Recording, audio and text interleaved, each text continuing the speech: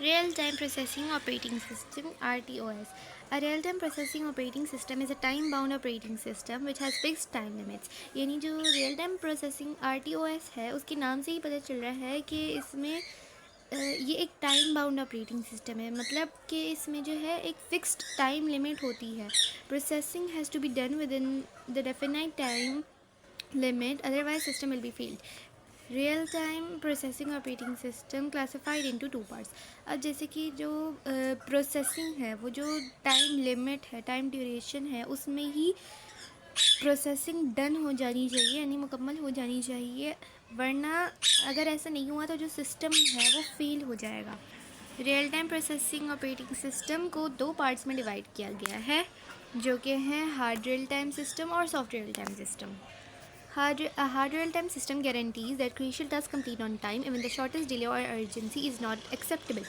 एक hard real time system ये guarantee करता है कि जो हमारा टास्क है वो एक जो पूरा हमारा टाइम लिमिट दी जाती है उसमें ही कंप्लीट हो जाएगा. कोई भी शॉर्टेस्ट डिले या फिर कोई भी अर्जेंसी एक्सेप्टेबल नहीं होगी. यानी कि हार्ड रियल टाइम है वो थोड़ा सा जो है ना स्ट्रिक्ट होता है, थोड़ा सा नहीं वो होता ही स्ट्रिक्ट है. यानी कि जो टाइम होता है उस टाइम पर ही उस टास्क कंप्लीट हो जाना चाहिए. किसी भी किस्म की रुकावट या फिर अर्जेंसी मतलब इसमें नहीं होती. Here system should meet the deadline. यानी कि missile systems and air traffic control system are best examples of hard real time system.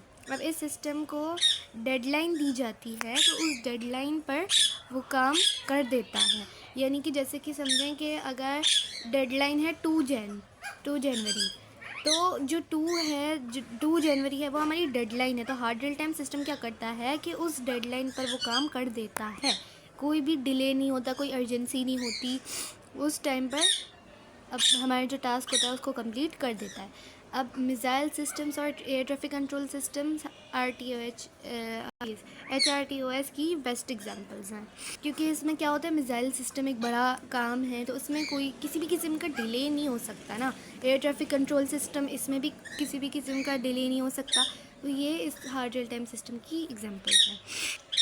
Soft real time system. In this, time constant is less strict. The meeting deadline is not compulsory for each task every time. अब जो soft real time system है वो थोड़ा सा कम strict होता है, यानी hard real time system के मुकाबले में कम स्ट्रिक्ट होता है. जो डेडलाइन होती है वो हर टास्क के लिए हर दफ़ा कंपलसरी नहीं होती. यानी कि अगर कभी कोई टास्क उस डेडलाइन पर कंप्लीट नहीं हुआ तो कोई बात नहीं, ये कंपलसरी नहीं है.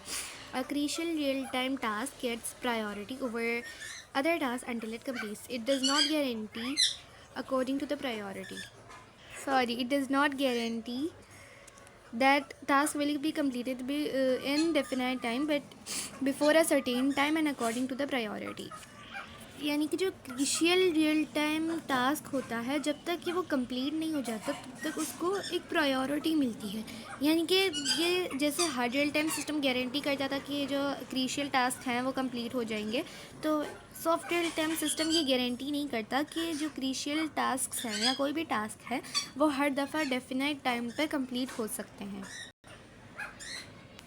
Online transaction system. Airline ticket reservation, in which reservation could be delayed but should not be done after checking available seats and completed before airplane flight, etc. are the examples of soft real-time system.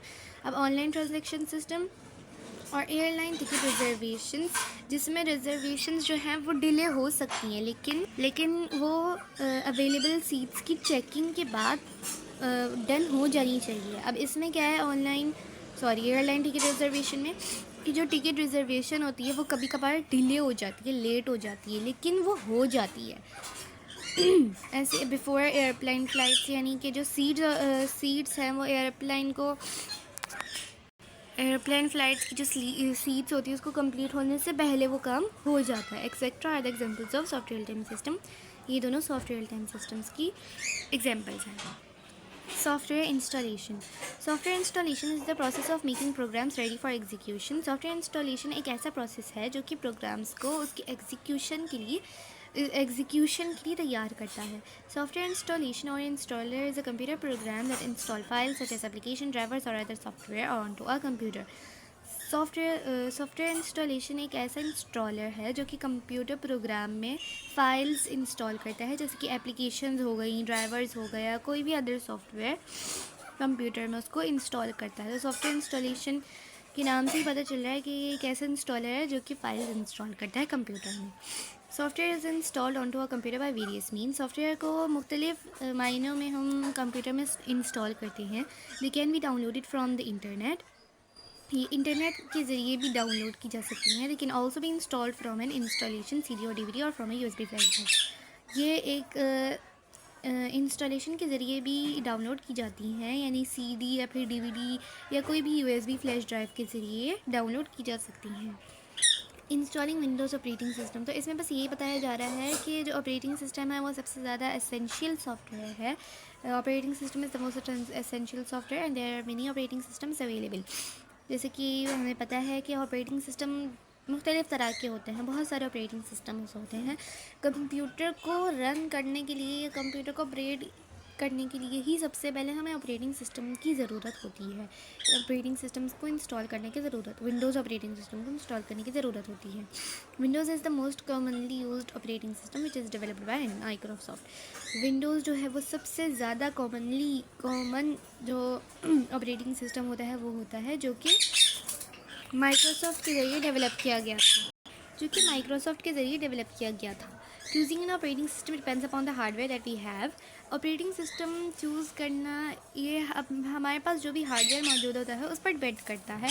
To maintain compatibility between hardware and software, the operating system vendor specify the minimum hardware requirement. अब जो hardware और software के दरमियान compatibility होती है उसको maintain करने के लिए ऑपरेटिंग सिस्टम क्या करता है, वो मिनिमम हार्डवेयर रिक्वायरमेंट, यानी कि जो भी हमारे हार्डवेयर रिक्वायरमेंट होती है, जो हमें हार्डवेयर रिक्वायर होता है उसको स्पेसिफाई करता है। For installing Windows 10 we will need at least the following configuration. ये जो कॉन्फ़िगरेशन है वो हमें विंडोज़ को इंस्टॉल करने के लिए ज़रूरी होती है।